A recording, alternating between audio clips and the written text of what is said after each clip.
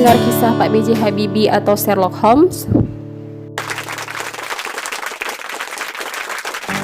Jumpa lagi, kali ini kita akan membahas materi tentang teks cerita inspiratif yang berkenaan dengan kompetensi dasar 3.12 menelaah struktur kebahasaan dan isi dari teks cerita inspiratif. Nah, tujuan pembelajarannya yakni menyimpulkan struktur dan kebahasaan, memahami rancangan cerita, dan memahami model teks narasi cerita inspiratif. Untuk memahami teks cerita inspiratif, seperti biasa kita ketahui terlebih dahulu pengertiannya.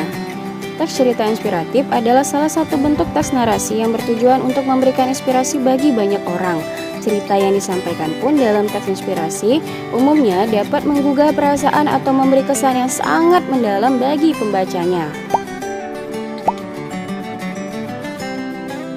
Untuk mengidentifikasi teks cerita inspiratif perlu diketahui beberapa ciri, antara lain struktur teks yang terdiri dari orientasi, perumitan peristiwa, komplikasi, resolusi, dan koda. Selain itu, teks cerita inspiratif juga memiliki tema, alur, amanat, serta jalan cerita yang bersifat naratif.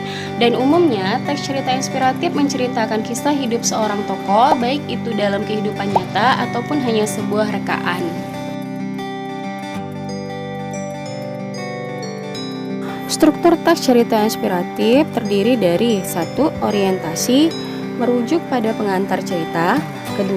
Perumitan peristiwa, umumnya berisi tentang perjalanan kisah tokoh.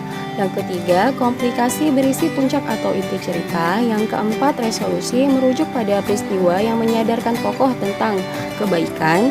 Dan yang kelima, merujuk pada penutup cerita dan biasanya berisi kesimpulan serta pesan moral yang dapat dipetik bagi pembacanya. Untuk kaidah kebahasan teks cerita inspiratif yang perlu kita perhatikan antara lain kata keterangan, kata hubung, dan kalimat majemuk setara serta bertingkat.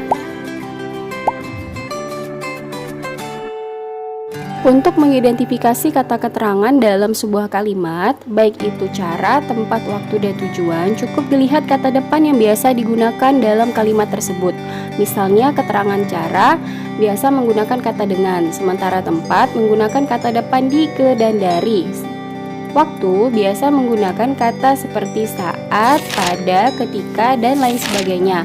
Sedangkan tujuan biasanya menggunakan kata agar, supaya, dan untuk.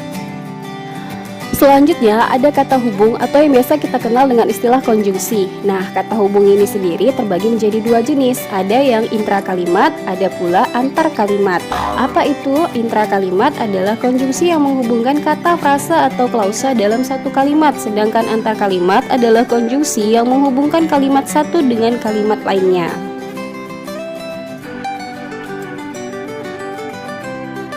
Selanjutnya kalimat majemuk. Nah, kalimat majemuk jika dibedakan berdasarkan bentuknya terdiri dari dua jenis, yakni setara dan bertingkat.